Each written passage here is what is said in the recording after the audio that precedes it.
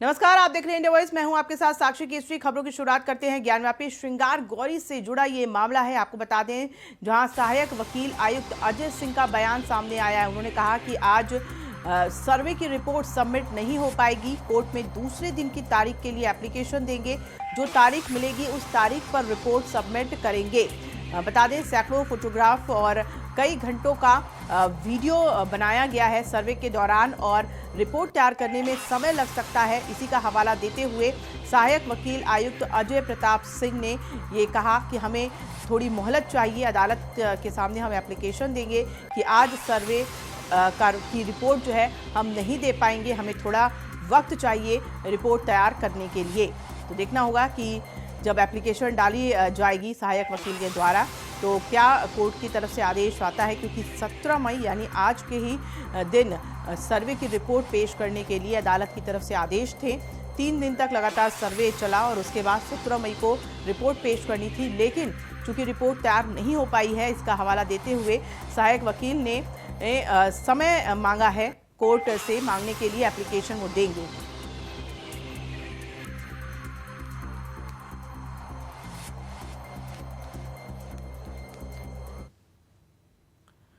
तो ज्ञानव्यापी में 12.8 फीट व्यास के शिवलिंग मिलने का दावा किया जा रहा है हिंदू पक्ष की तरफ से। तो वही ज्ञानव्यापी में शिवलिंग का पुराना वीडियो वायरल हो रहा है। वीडियो में कुछ बुजुर्ग और बच्चे तालाब की सफाई कर रहे हैं। वीडियो के एक हिस्से की तस्वीर वायरल की गई थी। मुस्लिम पक्ष के अनुसार दावे की जगह पर फव्वारा स्थित है, तो वहीं हिंदू पक्ष के वकील ने इस जगह पर शिवलिंग के होने का दावा किया है।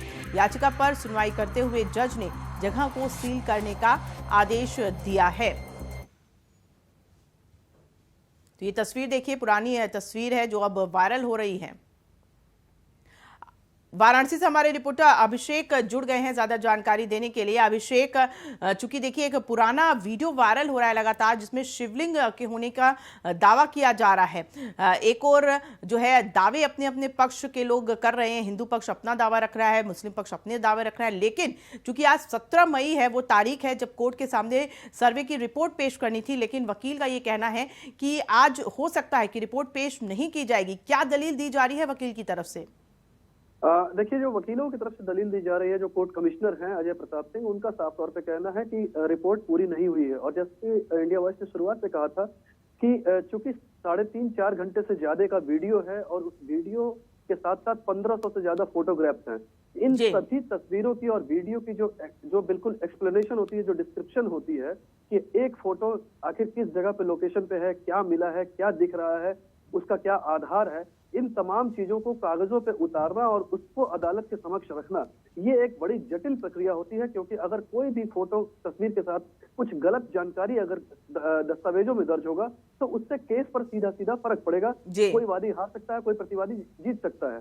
तो इसे लेकर के निश्चित तौर पे कहीं ना कहीं समय की मांग जो है वो की जाएगी आज। और उसी की बात जो है अजय प्रताप सिंह कह रहे हैं, क्योंकि निश्चित तौर पे जो 3 दिन की कार्रवाई चली है, जैसा हमने बार बार बताया है कि तकरीबन 13,000 स्क्वायर फीट से ज्यादा की जमीन पे जो 3 फ्लोर यानी कि तहखाना, उससे ऊपर के 2 मंजिल पे बना हुआ मस्जिद, तो इन तमाम जगहों के अंदर और बाहर की जो वीडियोग्राफी और फोटोग्राफी हुई है, तकरीबन 3.5 से 4 घंटों का वो वीडियो है, पूरा फुटेज।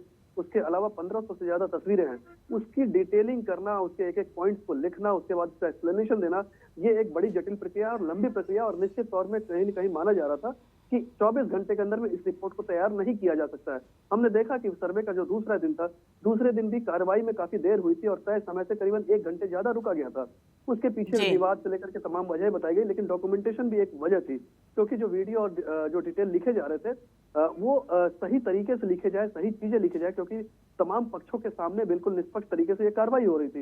इसी को लेकर देर हुई थी और आज इसी को लेकर के कहा जाए कि अब जो है कोर्ट कमिश्नर वो समय की मांग करेंगे कि उनको रिपोर्ट लिखने के लिए कुछ वक्त और दिया जाए। और ये बात अजय प्रताप सिंह ने इस बात की तस्दीक कर दी है। जी अभिषेक, ये जो पुराना वीडियो वायरल हो रहा है, इसके पीछे की क्या सच्चाई है? इस पर क्या विवाद फिलहाल चल रहा है? क्योंकि वीडियो में जो है ये देखा जा रहा है कि शिवलिंग मिलने का दावा किया जा रहा है, लेकिन मुस्लिम पक्ष इसे सिरे से खारिज कर रहा है। देखिए, जैसा कि इंडिया वॉइस ने शुरुआत से कहा है कि जो भी दावे और प्रतिदावे हो रहे हैं वो सिर्फ मौखिक स्तर पे हो रहे हैं। वो तस्वीरें और वीडियो कभी भी बाहर नहीं आ रहे हैं जो कि कार्रवाई के दौरान के बने हों। इन बीते 3 दिनों से। तो निश्चित तौर पे कल किस तरीके से सुबह आखिरी दिन कार्रवाई खत्म हुई और उसके बाद हिंदू पक्ष के लोगों ने आकर के बाहर बाकायदा प्रेस कॉन्फ्रेंस करके और मीडिया में बाइट की कि बाबा मिल गए। तो उन्होंने जिस जगह का जिक्र किया था उस जगह का एक पुराना वीडियो बड़ी तेजी से सोशल मीडिया पे वायरल हुआ शाम होते होते और बताया गया कि ये फव्वारा है और जो स्ट्रक्चर दिख रहा है वीडियो के माध्यम से वो देखने में लग रहा है कि ज्ञानवापी परिसर के उसी वजू खाने का है जिसको कि सील करने का आदेश या जिसमें शिवलिंग होने का दावा किया जा रहा है। तो निश्चित तौर पर दावे और प्रतिदावे जो भी हैं वो महज वायरल चीजों पर है और निश्चित तौर पर जो तथ्य है जो कि कोर्ट कमिश्नर ने देखी है अपने 3 दिनों की जांच में वो क्या होगा वो तो अदालत के सामने रखी जाएगी। लेकिन जो दावे निश्चित तौर पर दावे और जो दावों का तूफान सा उठा हुआ है कमिश्नरिंग को लेकर के उसके बीच में निश्चित तौर पर हर पक्ष के अपने दावे हैं। कोई कहता है वो शिवलिंग है, मुस्लिम पक्ष कहता है कि नहीं आप देख लीजिए इस वीडियो के माध्यम से कि वो एक फव्वारे नुमा स्ट्रक्चर है। हालांकि उसको उससे जो हिंदू पक्ष की तरफ से सोशल मीडिया पे तमाम तरीके की बातें कही जाती हैं कि उसमें रोशनी है ऊपर के हिस्से को जोड़ा गया है।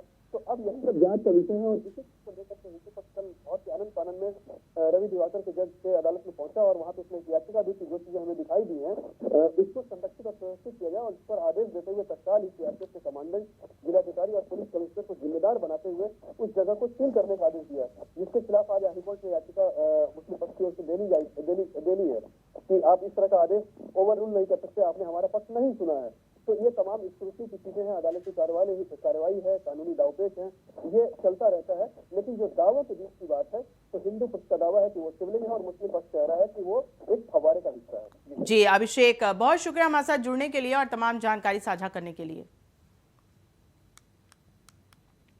तो उधर ज्ञानव्यापी मामले में सांसद साक्षी महाराज का बड़ा बयान सामने आया है। ज्ञानव्यापी जैसा शब्द इस्लाम कुरान में कहीं नहीं मिलता है। साक्षी महाराज का ये कहना है ज्ञानव्यापी का मतलब ज्ञान का कुआं, ज्ञान का सरोवर।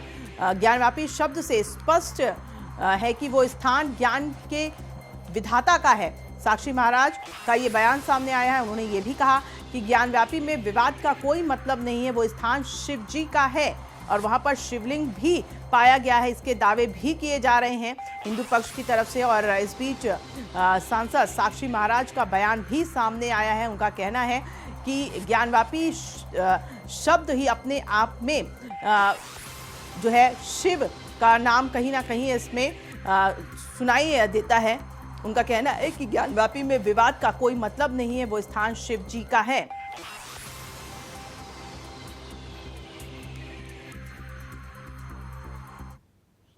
ज्ञानवापी जैसा शब्द कुरान और इस्लाम में कहीं स्थान नहीं पाता है। ज्ञानवापी का अर्थ है ज्ञान का सरोवर, ज्ञान का कुआं। तो ज्ञानवापी शब्द से ही ये स्पष्ट होता है कि वो स्थान ज्ञान के प्रदाता भगवान शिव का है, इसलिए उसका नाम ज्ञानवापी है। ज्ञानवापी में विवाद का कोई मतलब नहीं। और आगे बढ़ते हुए आपको बता दें कि लखनऊ में सीएम आवास पर प्रधानमंत्री नरेंद्र मोदी ने बैठक की। पीएम मोदी ने सभी मंत्रियों के लिए उनका फीडबैक लिया। पीएम मोदी ने अलग अलग मंत्रियों से फीडबैक लिया है। मंत्रियों से जाना कि 50 दिन की सरकार में उनका अनुभव कैसा रहा है। पीएम ने 100 दिन के रोड मैप पर भी चर्चा की। पीएम ने कहा कि जनता ने हम पर भरोसा जताया है, अब उस भरोसे पर हमें खरा उतरना है। पीएम ने यह भी कहा कि जनता से कनेक्ट बनाकर रखना है, उनसे कनेक्टिविटी तोड़नी नहीं है, जनता के बीच ज़्यादा से ज़्यादा समय व्यतीत करना है ताकि लोगों से जुड़ाव हो सके और लोगों की जो समस्याएं हैं उनका निस्तारण भी जल्द से जल्द किया जाए। और ज़रूरी है कि जब लोगों से हम जुड़ेंगे तभी जो है हम लोगों की समस्या को समझ भी पाएंगे और जल्द से जल्द उन समस्याओं को दूर भी कर पाएंगे। प्रधानमंत्री नरेंद्र मोदी ने मंत्रियों से फीडबैक भी लिया तो उन्हें काम करने के तरीके में बदलाव करने की नसीहत भी दी। बता दें कि योगी कैबिनेट के सभी मंत्रियों से मुलाकात की प्रधानमंत्री नरेंद्र मोदी ने और इस दौरान मुख्यमंत्री योगी आदित्यनाथ मौजूद थे, तो दोनों डिप्टी सीएम भी मौजूद थे।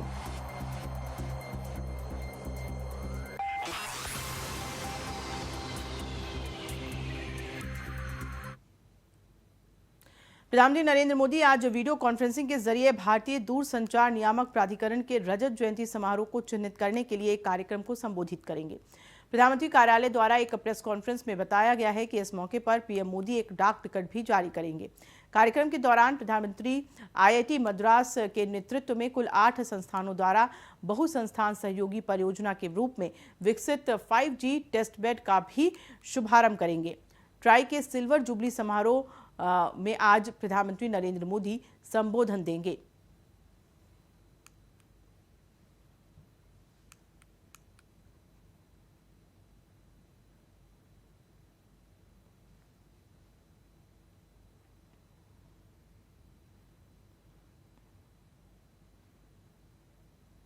उत्तर प्रदेश की राजधानी लखनऊ का नाम अब जल्द ही बदलने वाला है। सीएम योगी आदित्यनाथ के एक ट्वीट के बाद ये सवाल उठने लगा है।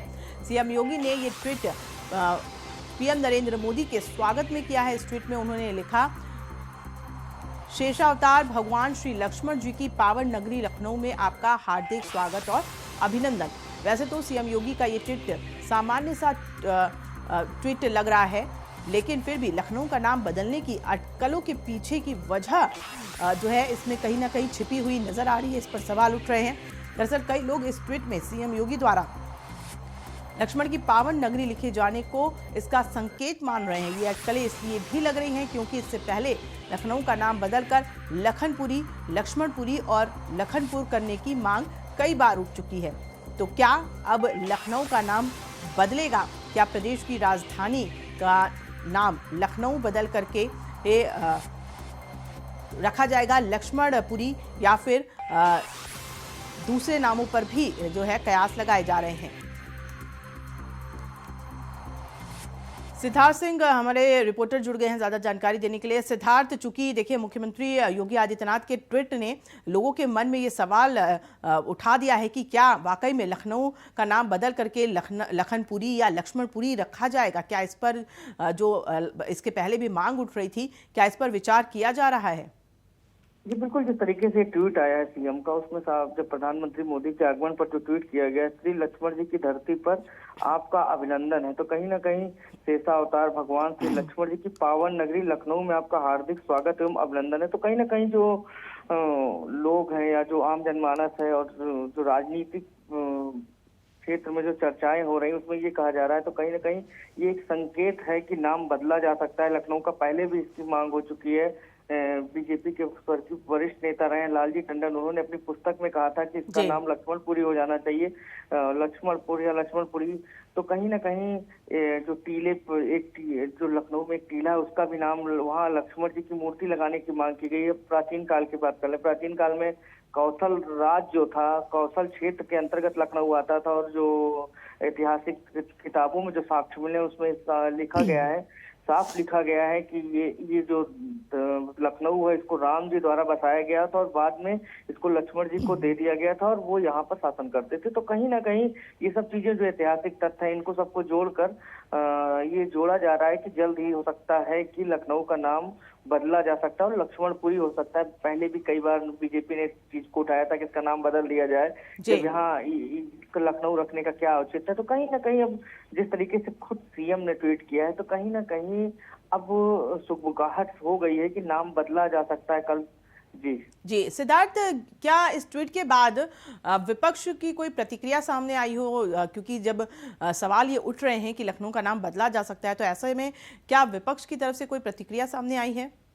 देखिए, अभी तक तो कोई प्रतिक्रिया देखने सामने नहीं आई, लेकिन ऐसा है ये निश्चित साक्षी मान लीजिए कि आने वाले समय में विपक्ष इस मामले को लेकर लगातार हमला करेगा, क्योंकि पहले भी जब नाम बदले गए तो विपक्ष ने लगातार इस पर आपत्ति जताई थी।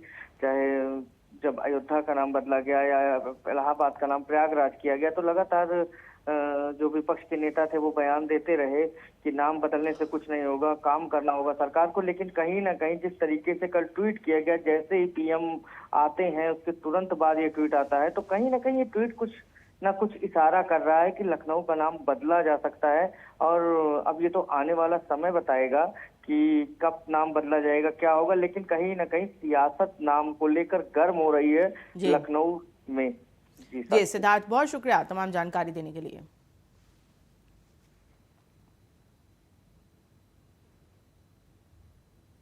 और खबरों में आगे बढ़ते हैं, आपको बता दें कि समाजवादी पार्टी के प्रमुख अखिलेश यादव आजमगढ़ के दौरे पर हैं और अखिलेश के लगातार आजमगढ़ दौरे पर सवाल भी उठ रहे हैं। परिवार के किसी सदस्य को उपचुनाव लड़ाने की तैयारी में है क्या अखिलेश, ये सवाल भी लोगों के मन में कौंध रहा है। लोकसभा उपचुनाव में आजमगढ़ से समाजवादी पार्टी की प्रत्याशी हो सकती हैं डिंपल यादव, इसके लिए भी जो है कयास लगाए जा रहे हैं। डिंपल यादव का नाम इसमें बताया जा रहा है कि सपा की तरफ से वो प्रत्याशी हो सकती हैं।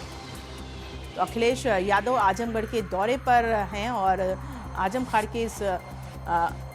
आजमगढ़ के इस दौरे को लेकर के अखिलेश यादव पर ये भी बात उठाई जा रही है कि क्या अपने ही परिवार के किसी सदस्य को आजमगढ़ से वो प्रत्याशी बनाना चाहते हैं और इसीलिए शायद आजमगढ़ का दौरा कर रहे हैं लगातार।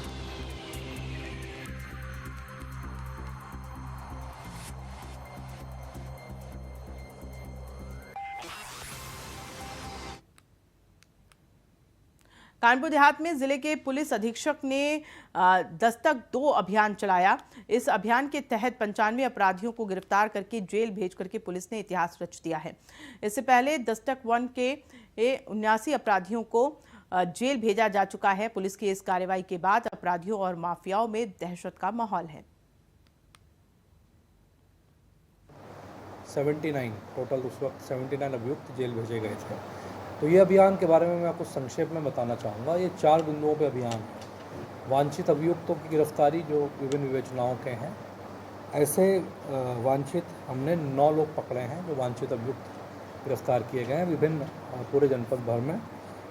इसके अलावा वारंटी जिनके NBW कोर्ट से जारी हैं विभिन्न मुकदमों में, उनको भी काफ़ी बड़ी संख्या 81 कुल NBW पकड़े गए। 81 3 अपराधी ऐसे हैं जो पूर्व से जिला बदर थे लेकिन अपने क्षेत्र में रह रहे थे, जनपद क्षेत्र में, उनको पकड़ा गया है। बिजनौर की खबर का रुख कर लेते हैं। गंगा नदी में नहाने गए 5 युवक डूब गए, जिनमें 4 युवकों को खेत में काम कर रहे लोगों ने बचा लिया है। एक युवक की गंगा में डूबने से मौत हो गई है। पुलिस गोताखोर डूबे युवक की तलाश में जुटे हुए हैं। बता दें कि यूपी के मुजफ्फरनगर का रहने वाला है ये युवक बताया जा रहा है। मंडावर थाना क्षेत्र की गंगा नदी में ये हादसा हुआ, जहां 5 युवक नहाने के लिए गए हुए थे और डूब गए। हालांकि वहां पर उपस्थित लोगों ने 4 युवक को बचा लिया, लेकिन एक युवक की तलाश अभी भी की जा रही है और आशंका जताई जा रही है कि उस युवक की मौत हो गई है। गोताखोर शव की तलाश कर रहे हैं क्योंकि बहुत गहरे पानी की तरफ ये युवक चले गए थे। हालांकि 4 युवक जिन्हें सुरक्षित निकाल लिया गया है। वहाँ पर स्थानीय लोग जो मौजूद थे उनकी कोशिशों ने रंग लाया और 4 युवक को बचा लिया गया, लेकिन एक युवक नहीं बचाया जा सका, जिसकी तलाश अभी पुलिस और गोताखोर कर रही है।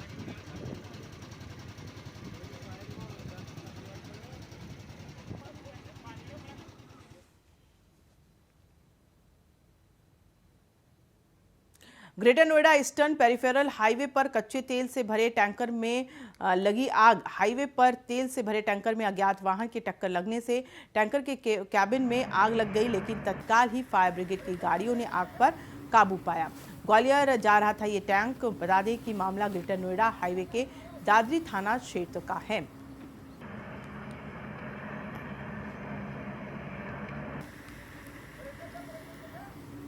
ये देखिए तस्वीर ग्रेटर नोएडा की, जहां पर कच्चे तेल से भरे टैंकर में अचानक से आग लग गई और हालांकि दमकल के विभाग की जो गाड़ियां वहां पर पहुंची हुई थी उन्होंने आग पर काबू पा लिया है, लेकिन नुकसान जो है इस पे बताया जा रहा है। ईस्टर्न पेरिफेरल हाईवे पर ये घटना हुई है। हालांकि आग किस कारण से लगी है इसकी जानकारी अभी नहीं मिल पाई है।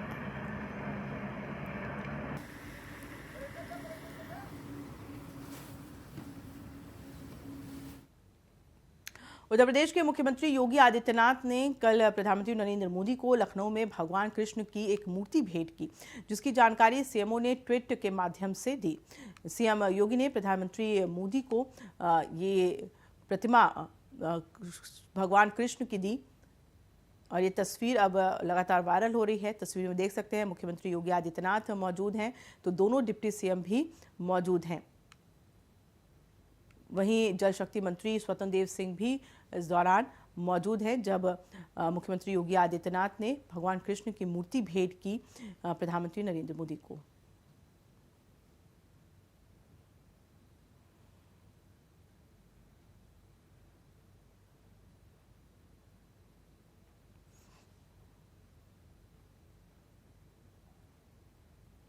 और अब बड़ी खबर बिहार के बगहा से आ रही है, जहां सड़क दुर्घटना में एक ही परिवार के 4 लोगों की मौत हो गई है। वहीं 3 लोगों को अस्पताल में भर्ती कराया गया है, जहां उनका इलाज चल रहा है। बताया जा रहा है कि वाल्मीकि नगर से वापस घर जाने के दौरान तेज रफ्तार कार अनियंत्रित होकर पेड़ से टकरा गई थी, जिसकी वजह से यह हादसा हुआ। बता दें कि कार में कुल 7 लोग सवार थे, जिसमें 4 लोगों की मौत हो गई है और 3 लोग घायल हुए हैं, जिनका इलाज जारी है।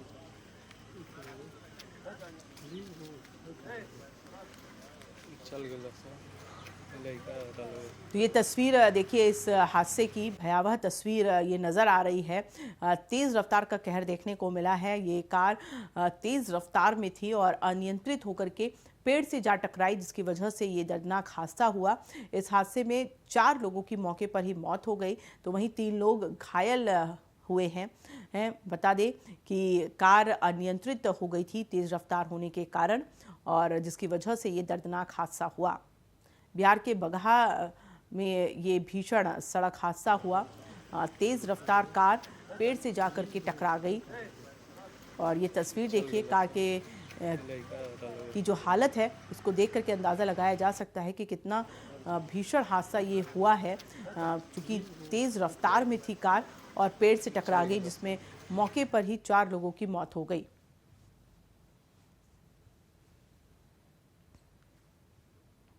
देवरिया की खबर का रुख कर लेते हैं। हट्टा में लकड़ी की दुकान में भीषण आग लग गई। आग लगने से दुकान में लाखों का सामान जलकर राख हो गया। दमकल समेत आला अधिकारी मौके पर पहुंचे हैं।